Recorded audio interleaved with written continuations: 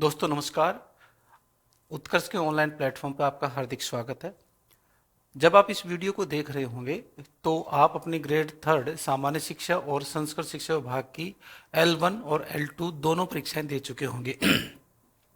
विशेषकर पहला प्रश्न पत्र जो 17 तारीख को हुआ L1 का सामान्य शिक्षा में काफ़ी ज़्यादा मतलब उसके बारे में कहा गया, कैसा प्रश्न पत्र रहा, काफ़ी लेंदी था। वास्तव में पेपर काफ़ी लेंदी था, इसमें कोई शक नहीं है।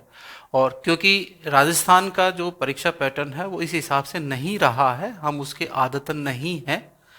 और क्योंकि उत्कर्ष एक अग्रणी संस्था है, उत्कर्ष एक नवाचारों के लिए जाना जाता है और वो अपना खुद का असेसमेंट समय समय पर करता रहता है। इस सीरीज के अंदर आपने अपना आकलन करवा लिया, आपने पेपर दिया है, अब आकलन कैसा रहा क्या नहीं रहा वो आपको अपने आप से ज़्यादा किसी को नहीं पता होता है। तो बहुत ज़्यादा आप अब तनाव की स्थिति में नहीं रहनी चाहिए, जो हो चुका है वो हो गया है। ठीक है, मैं आज आपके सामने क्यों आया हूँ उस चीज़ का रख देता हूँ कि मैं लेवल 1 का जो प्रश्न पत्र था और हमने आप लोगों को क्लासरूम में क्या पढ़ाया उसके आकलन के संबंध में आपके सामने रहा हूं। बहुत ज्यादा बड़ा वीडियो भी नहीं होगा, बट आप इसको देखिए जरूर कि हमने आपको क्लासरूम में क्या पढ़ाया, मतलब उत्कर्ष आपके लिए कितना कमिटेड था, इस चीज को आपको देखना है। क्लासरूम के नोट्स साथ में मैं जो आपको पढ़ाया गया है उसकी PDF नोट्स डालूंगा, साथ में रहेंगे और आपका वास्तविक प्रश्न पत्र जो आया है उसको देखेंगे। तो अब मैं बिना किसी भूमिका के बहुत ज्यादा मैं आकलन प्रस्तुत कर रहा हूं कि हमने क्लासरूम में क्या पढ़ाया है, उस चीज को देखो बेटा। तो पहला प्रश्न देखिए आपका, मैं 3-4 चीजें रखूंगा आपके सामने। व्यवसायिक शिक्षा वाला था कि भाई 26.3% से 50% किया गया, तो हमने यहाँ लिख रखा है, साफ साफ लिखा है मैंने 2035 से 50%, 3.5 करोड़ बच्चों को। और ये यहाँ पर मैंने 2030 माध्यमिक शिक्षा 100% GR 2 करोड़ बच्चों को क्या दिया जाएगा, प्रवेश दिया जाएगा। और ये आपको मैं B4 batch, B6 B5 batch के स्टूडेंट्स की नोटबुक मंगवाई है मैंने, और उनको जो एप्लीकेशन में मैंने पढ़ा रखा है उसके स्क्रीनशॉट है, उसकी फोटोकॉपी के स्क्रीनशॉट है वो आपको। तो ये तो आपको जो हमने नोट्स लिखवाए हैं वो हैं दोस्तों। ये आपको जो क्लास की PDF है, जो बोर्ड पे हमने काम किया है वो है। तो ये प्रश्न पत्र पूरा है, ये मैं पढ़ा रहा हूं उस क्लास के अंदर, आपको थोड़ा सा देख लेना चाहिए। दूसरा प्रश्न ध्यान दें, ठीक है। योजनाओं की बात कर रहा है, निपुण भारत की निष्ठा की, पढ़े भारत बेटी बचाओ की बात कर रहा है। तो आपको ये मैं बता दूं, देखो ये निपुण पढ़ा रखा है। अब मैं सारा तो यहां नहीं लिख सकता, तो यहां पर मैंने निपुण पढ़ा रखा है। ये FLN में मैंने आपको निपुण की पूरी फुल फॉर्म लिखवा रखी है। और क्योंकि ये कालक्रम के आधार पर था तो 5 जुलाई 2021 को ये लागू होता है, इस चीज को ध्यान रखें आप।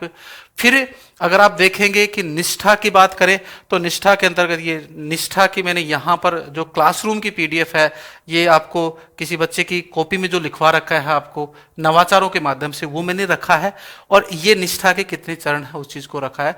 इसका समय खंड है 2 का हो जाएगा। पढ़े भारत ये SSA का है, तो नवाचारों वाले पार्ट में मैंने SSA भी पढ़ा रखा है, तो वहां पर भी आप आसानी से इस चीज को क्या कर सकते हो, देख सकते हो। ये प्रश्न नंबर 2 रहा। फिर बात करते हैं प्रश्न नंबर NEP 2020 के अनुसार नवीन शिक्षा साथ। देखो ये प्रश्न पूरे एग्जाम की बात करें तो पूरे एग्जाम के अंतर्गत लगभग 15 क्वेश्चन कवर किए हैं इस क्लास ने, ठीक है। तो ये आपका देखो ये तो कॉपी की फोटोकॉपी है, कॉपी का स्क्रीनशॉट है, आधारभूत प्राथमिक स्तर, मध्यम स्तर, उच्चतर स्तर। और ये मैंने क्लासरूम का आपको जो पढ़ा रखा है उसका मैंने आपको रखा है, ये है, ठीक है। ये देखो यहाँ 5 + 3 + 3 + ये रहा देखो 4, तो ये आपका उत्तर हो जाएगा। चलिए ज्यादा समय नहीं लेंगे आपका। उसके बाद में राजस्थान निःशुल्क और अनिवार्य शिक्षा का अधिकार के अनुसार घर घर सर्वेक्षण के माध्यम से, ध्यान दो बेटा, यहाँ पे क्या लिख रखा है मैंने, घरेलू सर्वेक्षण लिख रखा है। ये आपकी कॉपी में मिल जाएगा आपको। घरेलू सर्वेक्षण B7 बैच के बच्चे की कॉपी है, मैंने बच्चों को फोन करके जिनको मैं जानता था उनसे मंगवाया, बेटा तुम्हारी कॉपी का वहां से भेजो, ठीक है। और ये हमारी जो सबसे बड़ा ब्रांड है वो है हमारे कोचिंग क्लास के, हमारे क्लासरूम के नोट्स। और जो हम बच्चों को कोचिंग की तरफ से PDF नोट्स दिलवाते हैं, प्रिंटेड नोट दिलवाते हैं, तो भाई साहब इनका तो कोई मुकाबला ही नहीं है हमारे नोट्स का। तो यह आपकी बुकलेट नंबर 66 पेज नंबर पे आपका साफ साफ आपको पता लग जाएगा। ये आपका प्रश्न यहाँ से है, देख लो आप इसमें से कहाँ आपको दिक्कत होती है, मुझे नहीं पता, इसमें आपको दिक्कत होनी चाहिए। प्रश्न संख्या देखिए, बात क्या कर रहा है वो, उसके बाद देखो नीचे दिए गए कथन है, राजस्थान का मिशन बुनियाद प्राथमिक शिक्षा की बात कर रहा है, तो ये रहा देखो डिजिटल शिक्षा की बात कर रहे हैं हम, और मिशन स्टार्ट की बात कर रहे हैं, इस चीज को ध्यान दें। और यहां मैंने ये मिशन स्टार्ट का पूरा आपकी क्लासरूम के अंदर क्या कर रखा है बेटा, पढ़ा रखा है। ये आपका नेक्स्ट प्रश्न की बात करेंगे, ये आपका L1 के सारे प्रश्नों की बात करो, आप खुद आकलन कर लीजिए कि कहां पर क्या हुआ है। स्कूल विकास योजना एसडीपी के संदर्भ में एसडीपी स्कूल के सभी पहलुओं पर अभिकेंद्रित एक समग्र योजना के रूप में प्रकृति आरटी की धारा 22 के अंतर्गत है। संरक्षण अवसंरचना, अब देखो ये मैंने आपको आरटी पढ़ा रखा, किसी भी बैच की फोटोकॉपी देख लेना, किसी भी बैच की क्लासरूम को देख लेना, आपको आइडिया लग जाएगा। तो ये देखो बाल अधिकार संरक्षण अधिनियम, ये आरटी पढ़ा रहा है, उसके साथ साथ ये आपकी विद्यालय विकास योजना है धारा 22 के अनुसार, और ये आपकी देखो धारा इसके अंतर्गत 21 के एसएमसी द्वारा निर्मित विद्यालय विकास योजना की क्या कही जाती है, बात की जाती है। आप इसको ध्यान से देखोगे तो आसानी से आप अपना प्रश्न क्या कर लोगे, हल कर लोगे। नेक्स्ट प्रश्न की बात करें, देखो एनईपी 2020 के अनुसार नवीन स्कूल संरचना के चरणों को क्रम से लिखना है। तो यहां देखो बेटा आधारभूत स्तर रहा, प्राथमिक स्तर, मध्यम स्तर, उच्चतर स्तर, आधारभूत स्तर, प्राथमिक स्तर, मध्यम स्तर और माध्यमिक स्तर। ये आपका प्रश्न ज्यादा समय नहीं लेते हुए मैंने आपको पूरा कर दिया है। उसके बाद में ये हमारे कोचिंग नोट से सीधा प्रश्न, ठीक है, ये मैंने आपको YouTube पे करवा रहा है, मैंने काफ़ी बहुत ज़्यादा समय लगता है इसलिए मैंने उस YouTube के स्क्रीनशॉट को यहाँ शेयर नहीं किया है। ये इंदिरा प्रदेश योजना के रूप में है, हमने इस चीज़ को क्या कर दिया है यहाँ पर दर्शा रखा है आपको कोचिंग नोट्स के बाद, पूरी इसकी डिटेल आपको आपके पास है ये नोट्स, ठीक है। उसके बाद है एनसीएफ का पूरा नाम क्या है, ये रो 1975 में एनसीएफ 1975 नेशनल करिकुलम। जब मैं आपको आरटी एक्ट पढ़ाता हूँ तो आरटी एक्ट में मैं समय कालक्रम मैं एक क्लासरूम के अंदर सबसे पहले कहता था कि इतिहास पढ़ना बहुत जरूरी है, तो कालक्रम के जो भी क्वेश्चन आने से मैं आपको दिखाऊंगा यहाँ पर। तो 1975 के अंदर आपका क्या हुआ है, एनसीएफ का नाम देखा नेशनल करिकुलम फ्रेमवर्क, राष्ट्रीय पाठ्यचर्या रूपरेखा, राजस्थान है राजस्थान अधीनस्थ शिक्षा सेवा अधिनियम। तो देखो यहाँ पर क्या आ गया, पूरा नाम क्या कर रहा है, राष्ट्रीय पाठ्यचर्या रूपरेखा आ गया इसका पूरा नाम। ये रहा भाई साहब नेशनल करिकुलम है, और ये रहा आपका हिंदी में राष्ट्रीय पाठ्यचर्या रूपरेखा 1975 भाई साहब, ठीक है। चलिए नेक्स्ट बात करते हैं कालक्रम के अनुसार। अभी थोड़ी देर पहले मैंने बात की थी कालक्रम के अनुसार, देखो निशुल्क शिक्षा अधिकार अधिनियम 2009 क्लियर है, निशुल्क राजस्थान का है 2011, आरटी अधिनियम का क्रियान्वयन है 2010, और स्वतंत्र भारत के प्रथम राष्ट्रीय पाठ्यचर्या क्या है भाई साहब, प्रथम राष्ट्रीय पाठ्यचर्या, अब ध्यान दो आप, प्रथम राष्ट्रीय पाठ्यचर्या क्या है 1975। अभी देखो 1975, अभी थोड़े मैं इससे पहले, हाँ 1970 ये रहा एनसीएफ 2005 है, उससे पहले थोड़ी देर पहले मैं आपको देखो ये तो रहा कौन सा, राजस्थान का 1 अप्रैल 2011। अब ध्यान दें 26 अगस्त 2000 को ये प्रतिभा पाटिल ने हस्ताक्षर किए, गजट नोटिफिकेशन हो गया, और ये रहा भाई साहब 1 अप्रैल 2010 को ये लागू हो गया, इस चीज को ध्यान दे लेना। अब ये रहा एनसीएफ, आप खुद देख लें, क्लासरूम के जो क्लास में पढ़ा है उसका पीडीएफ है, आपको आसानी से पता लग जाएगा। मैं कह रहा हूं किसी भी बैच के एप्लीकेशन के, किसी भी बैच के किसी बच्चे की फोटोकॉपी लो, आप रजिस्टर की फोटोकॉपी कराओ, और जो आपको मर्जी वहां पर आए, मेरे से मिले, आपको ये कहते साहब ये यहां से गलत है, मैं आपको दिखाऊंगा कि यहां पढ़ा रखा हमने, ठीक है। ये हो गया आपका, ये अलग अलग एक ही क्लासरूम का है, ठीक है, ये क्लास है, ये दूसरे दिन की क्लासरूम का है, उसके बाद में आ जाएगा आपका। चलिए फिर बात करते हैं, देखो एकलव्य पुरस्कार है, यहां बोर्ड के अंदर मैंने पढ़ा रखा आपको, ये रहा आपका एकल देखो खेल रत्न पुरस्कार है, शिक्षा रत्न पुरस्कार है, इंस्पायर्ड मानक पुरस्कार है, बालिका शिक्षा गार्गी पुरस्कार योजना, ये मैंने नवाचारों में कोई भी आप कक्षा में जो आपने पढ़ा है तो मैंने आपको करवा रखा है। साथ साथ में देखो ये रहा आपका एकलव्य पुरस्कार योजना, ये गार्गी पुरस्कार योजना यहाँ पर भी करवा रखी है मैंने। ये हमारे कोचिंग के नोट्स हैं और ये मेरे क्लासरूम के नोट्स हैं, तो आप कंपेयर कर सकते हैं, इसमें आपको आसानी से पता लग जाएगा। चलो ठीक है, नेक्स्ट क्या बात कर रहा है वो, राजस्थान गैर सरकारी शैक्षिक संस्थान अधिनियम 2008। देखो राजस्थान पंचायती राज अधिनियम, तो देखो पंचायती राज अधिनियम ओके, उसके बाद में 1996 राजस्थान अधीनस्थ शिक्षक सेवा अधिनियम 1900। देखो ये ध्यान देना आप एक बार, गैर शैक्षणिक सेवा संस्था अधिनियम 1989, गैर शैक्षणिक सेवा संस्था अधिनियम 1989। उसके बाद में अध्यापक के सेवा शर्तें, वेतन भत्तों का निर्धारण, ये देखो राजस्थान अधीनस्थ शिक्षा सेवा अधिनियम 1971, ये रहा 1971। उसके बाद में आप बात करेंगे पंचायती राज अधिनियम 1995, प्रबोधक अधिनियम ये रहा देखो 2008। उसके बाद में आप ये रहा प्रबोधक अधिनियम 2008। आप खुद डिसाइड कर लो ना आपको क्या देखना है क्या नहीं देखना है। ये रहा आपका गैर शैक्षणिक सेवा संस्था अधिनियम 1989 1992। अपने आप आपको आइडिया लग जाएगा कि हाँ हम कहाँ से पढ़ रहे हैं और उत्कर्ष ने आपके लिए क्या पढ़ाया है। खुद आकलन करें, हमें प्रमाण देने की आवश्यकता नहीं होनी चाहिए, लेकिन कहीं आप हम बाकी के कैटेगरी में आपने नए काउंट कर ले हम लोगों को, क्योंकि हमने क्लासरूम में जो मेहनत बच्चे के साथ की है हम जानते हैं, जिन बच्चों ने पढ़ा है वो जानते हैं उन्होंने कितनी मेहनत की। इस बात को ध्यान दें, प्रत्यक्ष को प्रमाण की आवश्यकता नहीं है भाई साहब, आप खुद डिसाइड करें आपको क्या आपने पढ़ा है क्लासरूम में और कहाँ से पेपर बना है। चलिए फिर बात करते हैं भामाशाह योजना, देवनागरी स्कूटी प्रोत्साहन योजना, अम्बेडकर। ये आपको YouTube की क्लास में मैंने करवा रखी है। YouTube की क्लास में मैंने नवाचारों की क्लास ली है, उसके अंदर वो स्क्रीनशॉट में काफ़ी सारे वीडियो ढूंढने पड़ते तो वहाँ से मैंने लिया है। ये आपका मुख्यमंत्री हमारी बेटी योजना आ गया, कालीबाई भील मेधावी योजना आ गया, देवनागरी स्कूटी योजना आ गया। ये YouTube की क्लास में मैंने करवा रखा, आप सर्च करके आसानी से उसको देख सकते हैं। उसके बाद प्रश्न आता है आपका कौन सा देखो, गैर अनुदानित संस्थानों को विद्यालय प्रबंधन आरटी एक्ट में प्रावधान है कि माता पिता स्कूल प्रबंधन समिति में बहुमत में होंगे। ये लो भाई साहब, बहुमत में होंगे, 75% स्थानीय अभिभावक माता पिता होंगे, अभिभावक सदस्य 50%। ये बहुत सारे प्रश्न हल करेगा 1/3। उसके बाद में ये आपका ये यहाँ तक आ जाएगा सारा। और ये आम सभा की बैठक 11 बैठकें होती हैं, एसएमसी की बैठक में ये स्थानीय अभिभावक सदस्य होते हैं। आसानी से सवाल हो रहा है, आपको ये ज़्यादा सोचना ही नहीं था, बहुत आसानी से आप प्रश्न को कर सकते थे।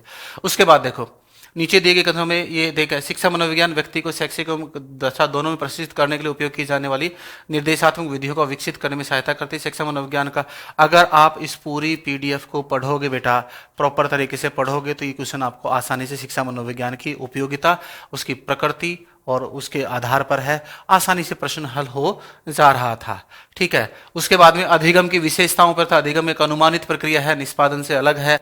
ये रहा अधिगम क्या है आपका, अंत्य क्रिया है, उद्देश्यपूर्ण औपचारिक प्रक्रिया के साथ साथ क्या है परिणाम भी। देखो ये रहा मूल्यांकन संबंध है, मतलब निष्पादन किया जा सकता है। और अर्जित व्यवहार में यहाँ से अगर आप देखना शुरू करोगे, इसको पढ़ोगे पीडीएफ का आपके क्लासरूम के नोट से, तो आसानी से यहाँ पर सारी चीजें आपको मिल जाएगी। फिर आता है आपका प्रश्न ये लो रूटिंग वाला। ठीक है, इस प्रश्न को तो मैं भूल ही गया था, है ना। मैंने सोचा कि हाँ हो सकता है इस बैच में B4 B5 B6 B3 इन 4 बैचों में कंबाइंड थी, शकुंतला भवन में क्लास होती थी ये। ठीक है, और सुबह 7 से 9 बजे के टाइम पे क्लास होती थी, उस क्लासरूम का है ये। और ये आपकी रूटिंग रही, ग्रेस्पिंग बेबिन्स्की बेबकीन रहा, मोरो ब्लिंकिंग। अब बाकी की बात होती है क्लासरूम के अंदर की, तो वहाँ ये चीज़ हमने करवा रखी है। ठीक है, फिर बात करते हैं अब देखो टॉरेंस का परीक्षण क्या है, सृजनात्मक परीक्षणों को विकसित करो। टॉरेंस का परीक्षण ये देखो, टॉरेंस का सृजनात्मक परीक्षण बीके परमेश, पासी परमेश हमने कर दिया है, बीके पासी। और ये है देखो बेटा Guilford Merrifield creativity test for college student. ये रहा गिलफोर्ड, ये परमेश, और टॉरेंस ये इधर से रहा, और कोहलबर्ग है नहीं, तो आपका उत्तर हो जाएगा आसानी से, सीधा सीधा प्रश्न आपका हल हो जाएगा। फिर देखो बेटा ये तो कमाल हो गया भाई साहब। कमाल क्या हुआ है, ये देखो आपका क्रॉनिकल एज कितनी दे रखी है, MA बटा कितना 12 साल। ठीक है, और तो आपका IQ कितना आ जाएगा 120 आ जाएगा, ये आपका 120 है उत्तर। ये आपका क्लासरूम में करवा रखा है मैंने, डाटा चेंज नहीं है, क्लासरूम में करवा रखा है, आप आसानी से इसको जाके देख सकते हो। चलो ठीक है, उसके बाद बात करेंगे ये लो विभिन्न दो Cyril Burt, David Wechsler, Alfred Binet. Alfred Binet क्या आता है 1905 में, अल्फ्रेड बिने 1905। ये रहा अल्फ्रेड बिने क्या है 1905। उसके बाद में सिरिल बर्ट वर्णन की बात करें तो 1913 1923 1919 1953, तो 1913 में ही आ गया था ये इस क्या है सिरिल बर्ट है। अगली स्लाइड पे इसके सन वगैरह भी लिखा हुआ है। और वेस्लर वेवल्यू है ना 1939 67 और 55, और 1939 में इन्होंने वेब सीरीज स्टार्ट कर दी थी। तो आप तय कर सकते हो, पहले अल्फ्रेड बिने, उसके बाद सिरिल बर्ट, डेविड मैक्सलर, और फिर लॉयड हम्फ्रेज। ये आपका उत्तर हो जाएगा, आराम से दे रखा था। चलिए फिर क्या आती हैं, ये देखो रेमंड कैटल के पूछ रहा है 16 व्यक्तित्व कारक। कितने पूछ रखा है 16 व्यक्तित्व कारक। ध्यान दो भाई साहब, रेमंड कैटल ये रहा आपका 17,953, 4500 शब्द, 200 पद, 35 वाक्य, 16 पीएफ, ये रहा 16 पीएफ आपका उत्तर पड़ा, एज इट इज पड़ा है। और ये आपके वो उन 45 के क्या है, सिंबल हैं भाई साहब, क्या है, सिंबल है, सॉरी 16 एफ के क्या है, A B C E F G H I L M N O Q1 Q2 Q3 Q4, ये आपको क्लासरूम में लिखवा रखे हैं मैंने, कहीं से भी किसी भी बच्चे क्लासरूम से आप देखिए। चलिए, ये प्रश्न नहीं आया है, ईमानदारी ये है कि नहीं आया है। और ये क्योंकि इस प्रश्न को हल करना क्या था मैं बता दूं, ये धारा आरटी एक्ट की जो धारा 16 है उसके अंदर बच्चे को फेल नहीं किया जाता है, और बच्चे को फेल कर देंगे तो भाई साहब इरविंग गॉफमैन ये मानते हैं, कौन, इरविंग गॉफमैन और वर्खीज ये मानते हैं कि बच्चा फेल होने को एक सामाजिक कलंक के रूप में लेता है, तो फेल वाला है। हालांकि ये मैं नहीं कहता, मैंने नहीं पढ़ाया, मैं साफ साफ ईमानदार भी रहता हूं कि नहीं पढ़ाया है तो नहीं, और हमारे नोट्स में से भी नहीं आया बेटा, इस बात को ध्यान रखना। एक प्रश्न नहीं आया है, ये पहले बता देता हूं आपको, ठीक है। उसके बाद बात करेंगे, ये देखो अधिगम असक्तता वाले बच्चे हैं, ध्यान दे, एडीएसडी में क्या है, अवधान न्यूनता होती है, तो बोधता नहीं होती है, तो एडीएसडी को, अति सक्रियता को हटा दो। ये अति सक्रियता किसमें आती है, एडीएसडी के अंदर आती है, तो इसको हटा दो, बाकी आपका प्रश्न उत्तर हो जाएगा। फिर ये देखो एपीडी श्रवण संबंधी है, प्रक्रियाजन्य है ना, प्रक्रियाजन्य ये आपका गतिबोध है, श्रवण संबंधी हो गया है, दृष्टि संबंधी विजिबली हो गया। उसके बाद में प्रश्न संख्या बात करेंगे, ये देखो 0 से 2 वर्ष, ये रहा भाई साहब संवेदीगामक अवस्था, ध्यान दे कितना, 0 से 12 माह और 12 से 24 माह, ये संवेदीगामक अवस्था में वस्तु स्थायित्व के निर्माण को मैंने समझा रखा है। उसके बाद में क्या है, पूर्व संक्रियावस्था, ये 2 से 7, मूर्त संक्रियावस्था 7 से 11, औपचारिक संक्रिया कालावस्था, औपचारिक संक्रिया कालावस्था ये क्या है भाई साहब 12 से 15, तो ये 11 से 15 दे रखा है, कोई बड़ा इशू नहीं है। उसके बाद में ठीक है, ये आता है अल्बर्ट बांडूरा, क्या आता है, अल्बर्ट बांडूरा की बात करें तो देखो उत्पादन, अभिप्रेरणा, अटेंशन, ध्यान देना, तो सबसे पहले क्या है अटेंशन, उसके बाद में नंबर 2 क्या आ जाएगा, धारण करना, फिर प्रोडक्शन। इस प्रश्न में क्योंकि गड़बड़ है, मिस्टेक है, ये फॉर्मेटिव मिस्टेक है, उसका मैं ये नहीं कर सकता। ये आपको क्लासरूम का जो पैनल पीडीएफ है वो मैंने दिखा रखा है, और ये मैंने आपको क्लासरूम में लिखवा रखा है। ये कुलदीप नाम का लड़का है, उसकी B7 बैच की रजिस्टर की फोटो कॉपी मैंने आपको डाली है, मैंने बच्चे का नाम तक बताया आपको, ठीक है। मतलब कुछ बच्चे हैं जिनसे मैंने इसको मंगवाया और आप तक ये पहुंचाने की क्या की है कोशिश की, ये क्योंकि राइटिंग उसकी थोड़ा ठीक ठाक थी, साफ समझ में आने वाली थी, तो इसलिए मैंने इसको कंसिडर कर दिया, ठीक है। ये आज मतलब मैंने टोटल आपको 25 क्वेश्चन को समझाया है, और 25 क्वेश्चन में से लगभग 23 प्रश्न क्या है दोस्तों, आपके नोटबुक से हैं, नोटबुक से हैं, प्लस उत्कर्ष के नोट्स से हैं। उत्कर्ष के नोट्स से 24 क्वेश्चन टोटल हैं, 23 क्वेश्चन मैंने मेरी क्लासरूम से रखे हैं। अब आकलन खुद कर लीजिए, कम से कम प्लीज आप ये तो मत कहिएगा हमारी मेहनत के आधार पर कि नहीं आया, ठीक है, ये प्रमाण है। और मैं देखो टीचर गारंटी वारंटी नहीं देता है, टीचर का काम पढ़ाना होता है, और एक सही टीचर ये सामने है आपके, मुझे कुछ नहीं कहना है, आप खुद डिसाइड करें जो भी आपको करना है। अब हम अच्छा पढ़ाते हैं बुरा पढ़ाते हैं मुझे नहीं पता, ठीक है। तो मैं ऐसा मानता हूं कि एटलीस्ट लगभग आप मान सकते हो कि 100 में से 22-23 प्रश्न अगर जब आते हैं तो 95% से ऊपर, ये 25 क्वेश्चन में से 22-23 प्रश्न हैं, तो लगभग ये 95% असेसमेंट होता है। कितना होता है बेटा, 95% ये हम लोगों ने काम किया है, और आपको तो 60-70% ही चाहिए थे। अब खुद डिसाइड कर लीजिए सांगवान सर पास हुए या फेल हुए हैं। कमेंट बॉक्स में चीज़ें ज़रूर लिखना, आप कौन से बैच में यहाँ से पढ़े हैं, मुझे अच्छा लगेगा। और एक दिन अपन डिस्कस करेंगे आपके किस पर कट ऑफ पर देखते हैं। मेरे पास अभी बच्चों के मैसेज वगैरह आ रहे हैं, क्या कुछ बच्चे सोचते हैं। उत्कर्ष सदैव आपके